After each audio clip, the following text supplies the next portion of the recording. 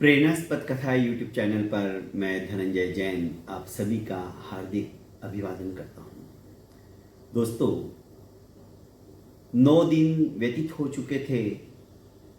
महाराज भोज सिंहासन के ऊपर समारूढ़ होने के लिए लालायित थे, पर प्रतिदिन एक पुतली उस सिंहासन से प्रकट होती, जागृत हो जाती और महाराज विक्रमादित्य की यशोगाथाओं से परिपूर्ण ऐसी एक कहानी सुनाती जो गुण राजा भोज में विद्यमान नहीं है। राजा भोज हताश और निराश हो जाते और इस तरह से 9 दिन व्यतीत हो गए। आज 10वां दिन था। 10वें दिन राजा के विचक्षण ऐसे उद्भट विद्वान ब्राह्मणों ने मुहूर्त निकाल के रखा था। जैसे ही 12 बजे विजय मुहूर्त आया और राजा सिंहासन के ऊपर अधीनस्थ होने के लिए उन्होंने अपने एक चरण को आगे रखा, इतने में 10वीं पुतली प्रभावती जागृत हो गई और कहने लगी कि हे राजन, आप बड़े लालायित हो इस सिंहासन के ऊपर अधिष्ठित होने के लिए, पर आप में महाराज विक्रमादित्य जैसा एक भी गुण नहीं है। उनका शौर्य, उनका पराक्रम अपनी प्रजा ही नहीं अपितु किसी और के लिए भी अपनी जान न्यौछावर कर देना, हंसते हंसते अपने प्राणों का उत्सर्ग कर देना, ये गुण आप में नहीं है, पर महाराज विक्रमादित्य में था। सुनिए, मैं आपको ऐसी एक उनके जीवन से संबंधित कथा सुनाती हूं और आप महसूस करोगे कि महाराज विक्रमादित्य के चरणों के रज बराबर भी आप नहीं हो। यदि ऐसा कोई गुण आप में विद्यमान है तो हे राजन, आप सहर्ष इस सिंहासन पर बैठ सकते हो। महाराज भोज ने कहा, ऐसी क्या बात है, सुनाओ मुझे। और प्रभावती उन्हें कथा सुनाने लगी। एक बार की बात है, महाराज विक्रमादित्य अपने सैनिक टुकड़ी के साथ में शिकार के लिए वन में चले गए। घोड़ा विपरीत प्रशिक्षण से प्रशिक्षित था, अर्थात जैसे उसकी लगाम खींची जाए तो घोड़ा सरपट दौड़ता था और महाराज ने जैसे ही रोकने के लिए लगाम खींची, घोड़ा हवा से बातें करने लगा। भयंकर जंगल के अंदर आकर राजा हताश निराश हो गया कि घोड़ा रुक ही नहीं रहा है। जैसे जैसे वे लगाम खींचते थे वैसे वैसे घोड़ा तूफान रफ्तार से भागता था। आखिर निढाल होकर राजा ने जैसी लगाम ढीली छोड़ी, घोड़ा वहीं पर रुक गया। पर इस बीच भयंकर जंगल के अंदर वे आ चुके थे। अपनी नगर की सीमा भी उन्होंने लांघ दी थी। दूसरे ही जंगल में थे, जो जंगल महाराज विक्रमादित्य ने कभी देखा नहीं था। देखते हैं उस जंगल के अंदर अचानक उनकी दृष्टि एक पेड़ के ऊपर फांसी लेने के लिए उद्यत युवक की तरफ पड़ी। युवक ने लकड़ी की डाल से, जो मजबूत थी, उसे फंदा डाल दिया था रस्सी का, और एक फंदा बनाकर अपने गले में डालने ही वाला था। लटक के वो मरना चाहता था। महाराज विक्रमादित्य ने उसे रोका, नजदीक आकर कहा कि तुम कायर पुरुष हो, का पुरुष हो। अरे, जीवन से कोई हार जाता है इसका मतलब ये नहीं कि आत्महत्या कर लेनी चाहिए। तुम नहीं जानते मैं राजा हूं और इसका मैं तुम्हें दंड भी दे सकता हूं, क्योंकि आत्महत्या करना पाप है। लड़का सहन गया। जवान था, सौंदर्यवान था, खूबसूरत था, देह यष्टि सुदृढ़ थी। महाराज विक्रमादित्य ने उसे नीचे बुलाकर पुचकारते हुए उसके घावों को सहलाते हुए कहा कि तुम्हें क्या तकलीफ है? अरे उदर पोषण के लिए तो तुम इतने उद्यमी और साहसी और पुरुषार्थी दिखते हो कि कहीं पे भी कोई भी तुम्हें नौकरी दे देगा, फिर इस तरह से तुम आत्महत्या क्यों कर रहे हो? उस लड़के ने कहा कि मुझे उदर पोषण की चिंता नहीं है, मैं अपना और अपने पूरे परिवार का उदर पोषण आराम से और आसानी से कर सकता हूं, पर मेरे मृत्यु के पीछे कोई दूसरी बात है। मैं क्यों मरना चाहता हूं राजन, आप सुनिए। इसी वन में यहीं पे नजदीक एक तपस्वी रहते हैं, उनकी कुटिया के अंदर एक सुंदर रूपवती यौवना रहती है। वह स्त्री राजकुमारी है और मैं उससे विवाह करना चाहता हूं। जब पहली बार मैंने उसे देखा तो अपने होश खो बैठा, मैं अपना दिल दे बैठा। मैंने उससे प्रणय की याचना की, पर उसने स्पष्ट रूप से मना कर दिया कि मैं तुमसे विवाह नहीं कर सकती। मैंने पूछा क्यों, क्या तुम विवाहित हो? उसने कहा नहीं, मैं विवाहित नहीं हूं, पर प्रेम शब्द मेरे जन्म कुंडली के अंदर ही नहीं लिखा हुआ है। मैं किसी से प्रेम कर ही नहीं सकती हूं, क्योंकि मैं ऐसे नक्षत्र के अंदर पैदा हुई हूं। मेरे पिता स्वयं राजा है और वे भी मेरा मुंह देखना पसंद नहीं करते। दिखने में मैं बहुत सौंदर्यशालिनी हूं, पर जो भी मुझे देखेगा वो मर जाएगा, ऐसा ज्योतिषियों ने मेरी जन्म कुंडली देखकर मेरे पिता से कहा था। तो पैदा होते ही बिना मुझे देखे मेरे पिता ने भी मुझे इन तपस्वी के यहां पर छोड़ दिया। पर मैं तो तुम्हें देख पा रहा हूं, देख रहा हूं, मुझे तो कुछ नहीं हुआ। राजकुमारी ने कहा कि मेरे से विवाह वो ही व्यक्ति कर सकता है जो असंभव कार्य को संभव करके बता दे। तो मैंने कहा ऐसा कौन सा असंभव कार्य जो मैं नहीं कर सकता? उस राजकुमारी ने कहा कि कोई खोलते हुए तेल में, तेल की कढ़ाई में अपने आप को डुबोएगा और वापस जिंदा आ जाएगा, उसी के साथ मैं विवाह कर सकती हूं। वरना जो मेरे साथ विवाह करेगा वो भी पहली रात्रि के अंदर ही समाप्त हो जाएगा। मैं नहीं चाहती हूं कि मेरे प्राण प्राणेश्वर इस तरह से मेरे से ही विवाह करके मेरे सामने देखते देखते वे समाप्त हो जाए और मैं विधवा बन जाऊं। इसलिए मेरे से प्रेम का संबंध आप मत करो, मैं आपसे विवाह नहीं कर सकती।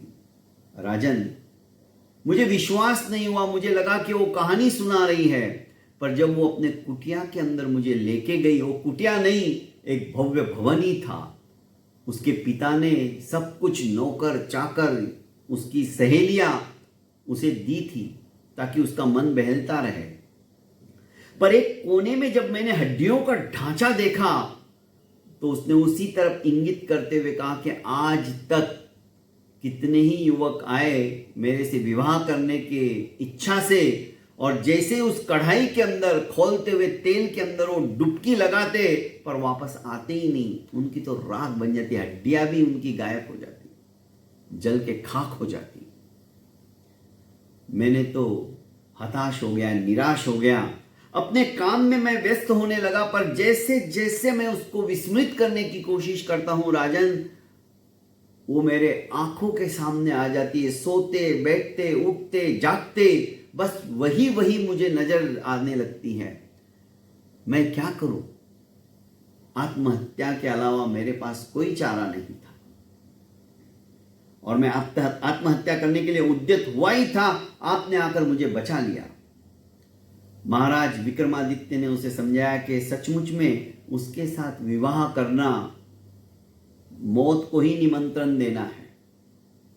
तुम उसे भूल जाओ, किसी और सुंदरी के साथ विवाह कर लो। पर लड़के ने कहा कि महाराज मैं उसके अलावा किसी के साथ विवाह नहीं कर सकता। अच्छा होता आपने मुझे मरने दिया होता, मुझे क्यों बचाया।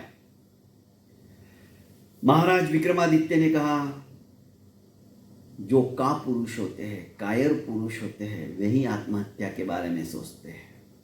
पर ये तुम्हारी समस्या बहुत विकट है, असंभव है सचमुच में, पर मैं तुम्हारा साथ दूंगा, मैं तुम्हें सपोर्ट करूंगा। लड़का थोड़ा आश्वस्त हुआ, क्योंकि पहली बार किसी ने उसको हिम्मत बनाई है। असंभव कार्य को भी संभव होते हुए उसे दिखाई देने लगा। महाराज विक्रमादित्य उस लड़के को लेकर उस तपस्वी के द्वार पर आए। तपस्वी को अपना परिचय दिया कि मैं राजा विक्रमादित्य हूं। तपस्वी बहुत खुश हुए। तपस्वी के सामने उन्होंने याचना की कि तुम्हारी पुत्री का हाथ, जो तुम्हारे पास पुत्री बनकर रह रही है, राजकुमारी, इस वसु के हाथ में दे दिया जाए। क्योंकि महाराज ने जब वे उनकी कुटिया तक पहुंचे तो सब पूछ लिया। यह लड़का कालिंगा देश का युवक था और इसका नाम वसु था। बहुत उद्यमी और मेहनती लड़का था, सौंदर्यवान ये भी कम नहीं था। पर तपस्वी ने कहा कि आपके लिए मैं स्वयं अपने प्राणों का उत्सर्ग कर सकता हूं महाराज, पर जो प्रतिज्ञा है उसे तो पूरा करना ही होगा। इसे खोलते हुए कढ़ाई के तेल में डुबकी लगानी ही पड़ेगी, और यदि ये बच गया तो ही इसका विवाह संभव है। महाराज विक्रमादित्य ने कहा ऐसे कैसे संभव है? कोई भी खोलते हुए तेल के अंदर डुबकी लगाएगा तो हमेशा के लिए समाप्ति होने वाला है। मैं क्या कर सकता हूं? प्रतिज्ञा ही ऐसी है। आखिर राजा विक्रमादित्य ने कहा कि तपस्वी, तुम कढ़ाई के अंदर तेल डालो और उससे नीचे अग्नि लगाओ। उस खोलते हुए तेल में इसके बजाय मैं अपने प्राणों की आहुति दूंगा। तुम इसका हाथ राजकुमारी के साथ प्राणी ग्रहण के लिए कटिबद्ध हो जाओ। इसका विवाह तुम्हें करना ही होगा। तुम्हें तो किसी की आहुति देने से मतलब है ना, मैं देता हूं। तपस्वी आश्चर्यचकित हो गए। किसी और के लिए? वहां पर तो आपका ब्लड रिलेशन भी नहीं है, खून का रिश्ता भी नहीं है, और इस युवा के लिए आप अपने स्वयं की बलि देने जा रहे हो, अपने स्वयं की जीवन लीला समाप्त करने के लिए जा रहे हो। बहुत प्रसन्न हुए। क्या ऐसा भी संभव है? उन्होंने मां काली का स्मरण किया, वेतालों का स्मरण किया कि बस प्रजा के लिए तो मैं अपनी जान देने के लिए हमेशा तत्पर रहता हूं। आज किसी और के लिए, जो मेरी प्रजा नहीं है, दूसरे देश का है, उसके लिए भी मैं अपने प्राणों का उत्सर्ग हंसते हंसते कर दूंगा। ये सोचकर मां काली को उन्होंने मन ही मन स्मरण किया और झंपापात कर दिया उस सुविशाल कढ़ाई के अंदर। राजकुमारी भी आ चुकी थी। राजकुमारी तो देखते ही रह गई। इस युवा के लिए जो मेरे से विवाह करना चाहता है, एक सुविशाल राज्य के राज्याधिपति स्वयं विक्रमादित्य अपने प्राणों का उत्सर्ग करने को तैयार हो गए। जैसे ही उन्होंने डुबकी लगाई, दोस्तों, विदिन क्षणों के अंदर महाराज विक्रमादित्य समाप्त हो गए। पूरा श्याम वर्ण हो गया उनका देह। भला मां कालिका ये कैसे देख सकती थी कि मेरा भक्त अपनी जीवन लीला इतनी जल्दी समाप्त कर दे। उन्होंने वेतालों को आदेश दिया कि अमृत की 2 बूंदें महाराज के ऊपर छिड़क दो, महाराज वापस उसी वेश में आ जाएंगे। वेतालों ने वैसा ही किया, और देखते ही देखते महाराज उस तेल की कढ़ाई से बाहर आए, और वैसा ही रूप और देदीप्यमान हो गया, कांतिमान हो गया। सभी हर्ष से तालियां बजाने लगे। चमत्कार था। महाराज विक्रमादित्य ने तपस्वी से कहा कि अब तो इसका विवाह आप राजकुमारी से करवाइए। राजकुमारी के पिता को संदेश पहुंचाया गया कि आज ऐसा एक युवक आया जिसके लिए महाराज विक्रमादित्य ने उस खौलते हुए तेल में अपने आप की आहुति दी और वे सुखरूप वापस आ गए। सारे दोष उस कन्या के समाप्त हो चुके थे और इस वसु की शादी, उसका विवाह उस राजकुमारी के साथ संपन्न हुआ। राजा भोज की तरफ प्रभावती देखते हुए कहती है कि महाराज, क्या आप में ऐसा गुण विद्यमान है जो आप एक साधारण युवक के लिए अपने प्राणों की आहुति देने हेतु उस उबलते हुए तेल के अंदर डुबकी लगा सकते हो? किसी के अच्छे काम के लिए, किसी के भलाई के लिए? नहीं राजन, ये इतना आसान नहीं है।